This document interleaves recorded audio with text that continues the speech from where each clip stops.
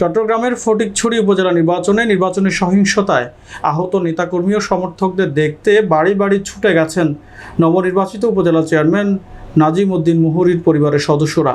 মঙ্গলবার বিকেল থেকে মোহাম্মদ জসিম উদ্দিন মুহুরীর নেতৃত্বে উপজেলার দক্ষিণ ফটিকছড়ির সমিতির হাট, আজাদি বাজার, নানুপুর এলাকায় নেতাকর্মীদের বাড়ি গিয়ে তাদের খোঁজ খবর নেন এবং আর্থিক সহায়তা প্রদান করেন।